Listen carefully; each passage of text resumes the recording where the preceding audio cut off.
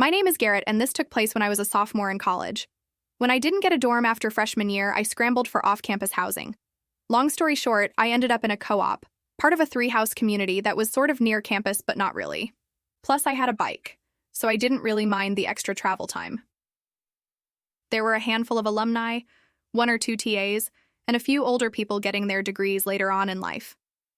But the person who immediately stood out to me was an older woman who lived in one of the other houses. From what I could tell, she was maybe in her late 50s, even though she looked a little older than that. She had graying hair and walked with a sort of limp, like she had some kind of back injury. She was really quiet and mostly kept to herself, and she always had this blank expression on her face. I assumed she had some kind of connection to the university, maybe faculty or maybe an alumni, but no one explained and I didn't ask, which was a little weird to begin with because the two other houses had their own kitchen, so I wasn't sure why she'd hang out in ours. She was just standing there while the rest of us were talking and running around, making dinner and listening to music. I caught eyes with her a few times, and part of me got the feeling that she was watching me specifically, even though I knew that was unlikely. No one acknowledged her, which I thought was a little weird too. I glanced out my bedroom window, and there she was, staring up at me. It was getting late, and it was decently cold too, so she must have been freezing out there. I couldn't tell if she was looking into my window or just in the general direction of the house, but I felt like she was staring at me specifically. The moment I did, I instantly regretted it. Instead, she jumped up and down a few times, like she was excited, and then ran towards one of the other houses, presumably hers. I felt kind of sick. And even if she hadn't, she now knew which room was mine. He told me that that woman had always been there, and that I should try my best to ignore her like the rest of them did. I inquired further about her, but the guy genuinely didn't know anything, and said he was just repeating what someone had told him when he moved in. It didn't sit right with me, so I asked around until I got some semblance of an answer. One of the seniors in the specific house she lived in told me that she was associated with the university, and was a little kooky, but that she didn't have a history of violence or getting physical. I asked him why no one found that as strange as I did, and he told me that they really couldn't control who lived there, as that decision was up to the property manager. I wasn't fully satisfied with that answer, but there was nothing, so I tried to just block her out of my mind. But then it got worse. One night, I walked out of my room and nearly ran into her. She was in the hallway. I literally jumped back because she caught me so off guard. It was past midnight, on like a Tuesday, so the house was mostly dead. She didn't say anything when she saw me. Instead, she just turned and walked away, as if I were the one who had intruded on her. I'm not going to go into every little detail, but there were several more occurrences like that one where I caught her either snooping somewhere where she had no business being, or doing something she had no business doing.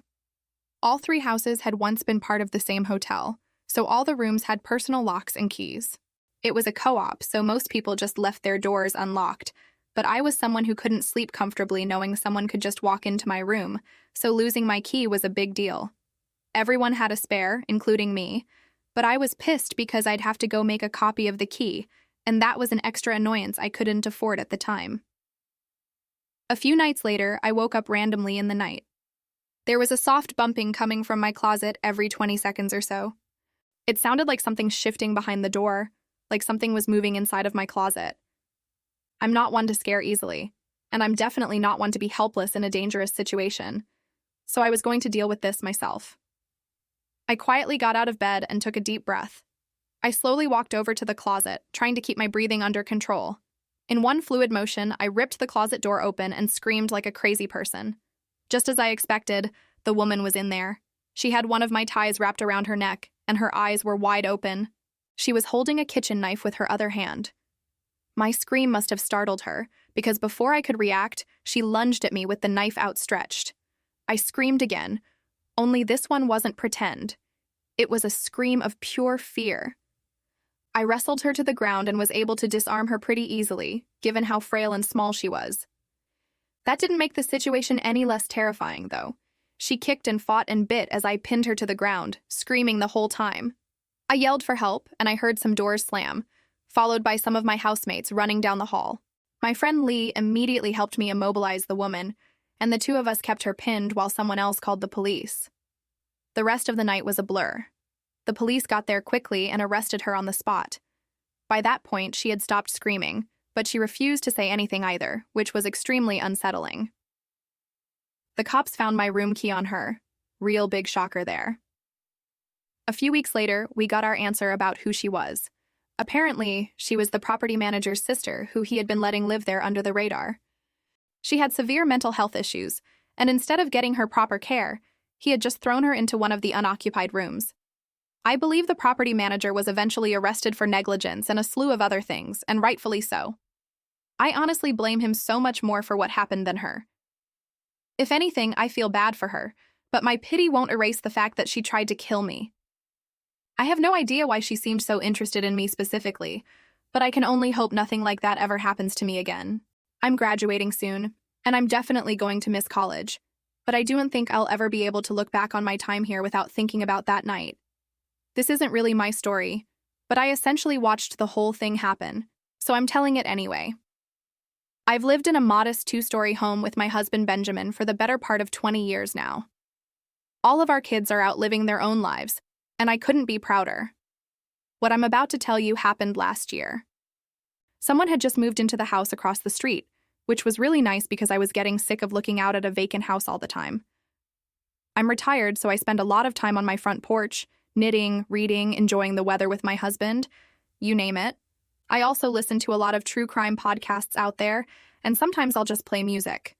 The person who moved into the house across the street was a young guy, maybe mid-20s. He drove an expensive-looking BMW and always dressed in flashy clothing, so I figured he was either well off or seriously pretending. I hope I'm not giving the wrong impression about him. He was actually really sweet. He introduced himself to us after a few days. His name was Quinn, and he was a few years out of college, like I had guessed. He was a really bright guy and got along really well with Benjamin. They laughed and talked about sports, and Benjamin even dropped a few of his own college stories that I hadn't heard in a long time. Quinn said he worked in the entertainment industry and that he did freelance work for internet personality person, whatever that means. It kind of went over my head, but it must have been lucrative. He looked pretty wealthy, like I said. He talked about stocks with Benjamin and told us about some of the investments he was making. All in all, he seems like a nice guy. Things were normal for a few months. Like I said, I spend a lot of time on my porch, so Quinn would often wave to me when leaving his house, and I always waved back. I can't remember exactly when, but I started noticing the same girl going over to Quinn's house every so often. She drove a little white convertible, and she was pretty. Young, blonde, the type of girl you'd expect a guy like him to date. I figured she was his girlfriend, maybe checking on the house while he was out. It became a regular thing. Once, maybe twice a week, I'd see that car roll up while Quinn was gone. She'd go inside, stay for a while, then leave. I didn't really understand what she was doing, but young people date differently these days, so I kept my thoughts to myself. Then, one evening, I saw them together. Quinn pulled into his driveway with her in the passenger seat. That confirmed it. She was his girlfriend, just as I had assumed. But shortly after that day, things started getting tense. One afternoon, I was out tending to my little garden when I heard shouting from across the street. I couldn't catch what they were arguing about, but I didn't need to. She kept throwing her hands in the air, practically spitting her words at him. It looked like she was going to strike him. Eventually, she got in the car, slammed the door, and tore off down the road. Quinn shook his head and went back inside. I don't even think he noticed me. I figured it was a lover's spat. Every couple fights, and it wasn't my place to butt in where I was unwelcome. But then I saw that girl's car in front of his house again when he wasn't home. Not once, not twice, but multiple times. I told Benjamin, and he said it was rude to pry and that I should just leave the poor boy alone, which I agreed with. But then came the night everything went sideways. Benjamin and I were asleep when we woke up to sirens blaring outside. We rushed outside, joining the handful of neighbors who had come out to see what was going on. Quinn's house was swarming, police cars, an ambulance, the whole nine. We watched as the cops emerged from his house with that girl in handcuffs. She didn't struggle or scream, just accepted what was going on and stared ahead with a blank expression. We saw Quinn being rushed outside on a stretcher. He was a bloody mess, and I gasped at the sight. We didn't see him for a week after that. I was worried sick. When he finally came back, Benjamin and I walked over to check on him. He let us in without hesitation and told us everything. Apparently that girl, her name was Ellie, had confessed to everything, making things easy for the police. For starters, she wasn't supposed to have his house key. She had stolen his spare and made a copy without him knowing. According to him, she started asking him for things: fancy dinners, jewelry, expensive trips. When he hesitated, she got possessive and angry, which was when things started going downhill in their relationship. Every time she had shown up unannounced to his house, he hadn't been aware. She had access to his location through his phone, which I didn't even know was possible. She had gone through all of his stuff, but worst of all, she had planted hidden cameras in his room. Every time she went back to his house when he wasn't there, she was replacing the camera batteries and making sure they were still working. The argument between them that I overheard was Quinn's attempt at breaking up with her. She refused, and Quinn reluctantly agreed to go on a break. Ellie had seen everything through the cameras, and the next night she went to his house with a knife. I'm not going to explain the rest, you get the idea. Somehow Quinn managed to get her to the grounds, but not before she seriously injured him. The doctor said he was an inch away from needing surgery or dying. Benjamin and I tried to console him, but he was visibly shaken. The last thing he said before we left was that he had learned his lesson about flaunting his money, especially around pretty girls. He moved out not long after. He said he didn't feel safe in that house anymore, and that his ex had tons of friends just like her. And he didn't feel comfortable with the thought that they might have known where he lived. We never saw him again. I pray to God he's doing okay. No one should ever have to go through something like that, especially not someone as young as him.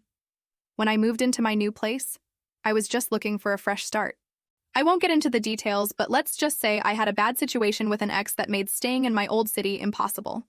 I ran into some money early in life and made some bad decisions about the kind of women I surrounded myself with. Lesson learned. The neighborhood I moved to is really nice. Low crime, quiet, mostly families. The houses here are really spaced out, which was partially what drew me there. But for some reason, the property next to mine is much closer in proximity than most of the other properties are to each other. And by the way, that house next door is huge. When I first saw it, I thought I could easily fit a family of 10. That's honestly what I assumed at first, that a big family lived there, grandparents and everything. But I could not have been more wrong. Even though I try to be low-key, I wasn't going to be a rude neighbor. I took it upon myself to introduce myself to everyone in the neighborhood. For whatever reason, I decided to introduce myself to my next-door neighbors last. I couldn't tell you why.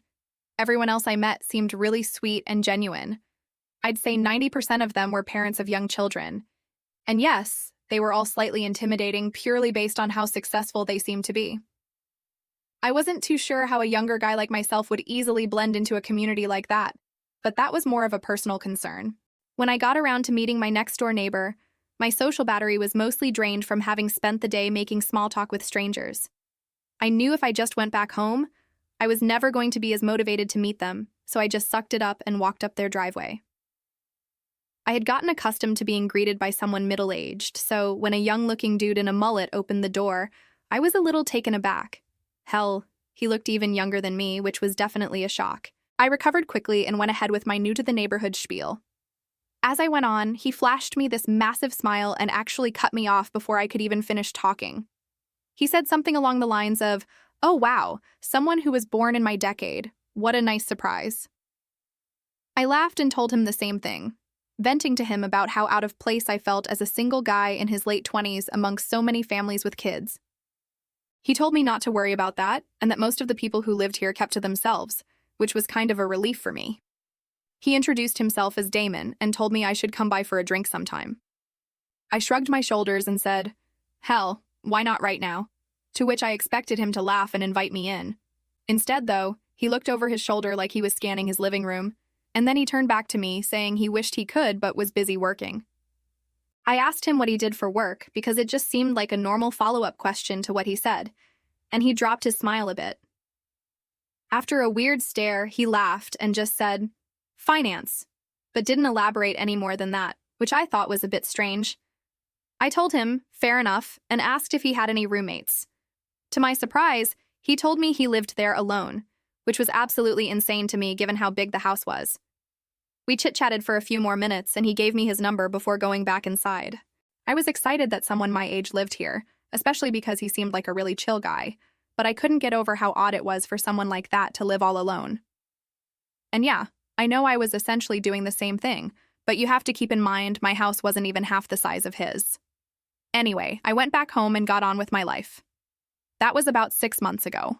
For a few weeks after that, nothing eventful really happened. I texted Damon a few days after he gave me his number to try and set something up. But he'd always complain about how busy he was and how sorry he was that we couldn't hang out. Eventually, I gave up with him.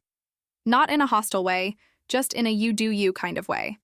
I'm not the type of person to bend over backwards for someone who seems disinterested. I never saw anyone coming or going from Damon's place. No visitors, no parties, no girls, nothing. He never even got takeout delivered, which was strange to me because his car was always in the driveway. I genuinely didn't know what he ate because I literally never saw him leave the house. The guy lived like a ghost. I work from home, and the office in my house is on the 3rd floor, which overlooks Damon's property if you're wondering how I knew so much about his living habits. I know it sounds obsessive and a little creepy, but his house was also just a glance away from my monitor, so I couldn't help but look over from time to time. One night, it was a Wednesday night. I remember that distinctly. I woke up around 2 a.m. to the sound of loud music. I sleep with my windows open, so that's probably how I woke up so easily. At first, I thought I was imagining it, or it was part of a really vivid dream I was having, but I was wrong. I got out of bed and peeked out my window, and there they were. 7 or so cars lined up in Damon's driveway. There was no mistaking it, he was having a party. Now don't get me wrong, I'm not the type to complain about some noise. I've been to my fair share of house parties, but it was the middle of the week and the volume was insane. I figured I'd just go over, knock, and ask him to turn it down. I threw on a hoodie and walked over. It was a full-blown party, that much was clear from outside. I knocked on the door, but no one answered. I pulled out my phone to text Damon, but I decided against it, knowing he'd probably ignore me and give me some BS excuse the following morning. I knocked on the door again, harder this time. Still nothing. I reached for the handle, half expecting it to be locked, but to my surprise, the door swung open.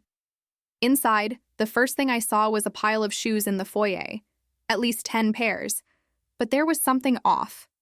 There was literally no one in there. I moved further in, expecting to see people in the living room, maybe the kitchen, but it was completely empty. There weren't even any drinks left out. I could hear people over the music that was playing in the background, though, which I didn't understand, but then I really listened to it, and everything hit me all at once. It wasn't even music, really. It was a recording, a literal recording of people laughing, yelling, clinking glasses. The whole party was fake, all of it, but that didn't make sense to me. It still didn't explain the shoes or the cars. There were people in that house. That much was certain. I should have turned around right then, but I needed to know what was going on. I moved discreetly around the house until I saw a door that was slightly ajar. I gently pushed it open, and it led down to the basement. I'm not sure how I knew, but something told me what I was looking for was downstairs. It was dark down those stairs, with the exception of a very faint light coming from somewhere I couldn't see. There was no reason to go down there, I knew that, but I did it anyway. I got to the bottom of the stairs and looked around. The light was coming from another door somewhere, deeper in the basement. I crept towards it, and as I got closer, I started to pick up on another noise I hadn't been able to hear earlier over the music. It sounded almost mechanical. It was this heavy, rhythmic grinding, like heavy machinery or a buzzsaw or something. I got a little closer, close enough to see through the crack. There were 3 people standing in there, looking across the room at something that was out of view. They were all older-looking guys, significantly older than Damon. They were wearing heavy-duty work clothes and had on these protective goggles and thick rubber gloves. I also realized they were wearing what looked like work boots, even though I had seen all those other shoes upstairs. Under different circumstances, I would have assumed that they were construction workers. I really wanted to see what they were looking at, but it was too far out of view. After a few seconds of me just standing there, I started to pick up on this awful bleach smell or some kind of cleaning solution. That's what did it for me. I started to feel this awful pit in my stomach, like my life was in danger. I can't explain it. I turned to leave, trying to be as quiet as possible. As I was finding my way back to the stairs, the light from behind me suddenly dimmed, like someone had shut the door behind me. I didn't actually hear the door over the music, but I felt it. I sprinted up the stairs as fast as I could. I ran through the house and burst out the front door. I didn't run directly to my house. I jumped my own fence and made it to the backyard. I slipped in through my side door, locking it behind me. My chest was pounding, but under no circumstances could I let Damon or any of those other guys know it was me who had been snooping around. I gathered myself and went up to my office, making sure all the lights up there were off. I crouched down below the window and peeked over at Damon's house. There was no one there. But then, a few minutes later, the front door flew open and like 8 guys poured out, scanning the yard, the driveway, the street. But Damon wasn't with them. I could tell because everyone looked older, like those first guys I had seen. A few of them looked like they were arguing about something, but I couldn't make out what they were saying. One of the men actually shoved one of the other ones, and I thought they were about to start fighting in the street, but they didn't. Eventually, they all went back inside, and the music stopped soon after that. I stood at the window, trying to make sense of what had just happened. I thought about calling the cops, but what would I even say? The music wasn't playing anymore, and there was no real crime I could actually report. The thing I couldn't understand was how none of my other neighbors had a problem with the loud music, especially since most of them had children. I figured if they hadn't been able to hear it and I called the police, Damon would know it was me. And the shoes? I had no idea what that was about either. The people I had seen were all wearing boots, so did they bring extra pairs of shoes just to leave in the foyer? I had too many questions and I didn't know what to do, so I just went to bed. The next morning, I woke up and looked out my bedroom window. Every single car was gone, including Damon's. I went upstairs to try and get some work done, but I couldn't concentrate and found myself looking over at Damon's house every 5 seconds. After a few hours of his car not being there, I decided to go for a walk, partly to clear my head, but mostly to take some low-key glances through his windows. Nothing, though. Days passed and Damon still didn't return, or his car didn't at least. I was baffled with every passing day. I still couldn't figure out how my other neighbors had been able to sleep through all the noises that night, so I just straight up asked them. I went to a few houses and asked them if they had heard the party he had a few nights ago. No one knew what I was talking about, even after I told them which house it was coming from and how late it was. I thought I was going crazy. That was a few months ago now. The crazy thing is, Damon still hasn't returned, and it's clear no one is maintaining his house, as the grass is starting to get really long and there's an untouched pile of packages leaning against his front door. I don't know what to make of this. It could be nothing, but I feel like no one would go to such lengths to disguise what they were doing with a fake party unless it was something illegal. But would people going to such lengths really forget something as important as locking the front door? Maybe that's what those guys had been arguing about. I really have no idea, and the fact that none of my other neighbors seemed bothered by it makes me think I'm involved in some huge conspiracy or something. I know I'm just being paranoid, but I just have so many unanswered questions. When Damon returns, if he ever does, I'm debating whether or not I should just go and straight up ask him.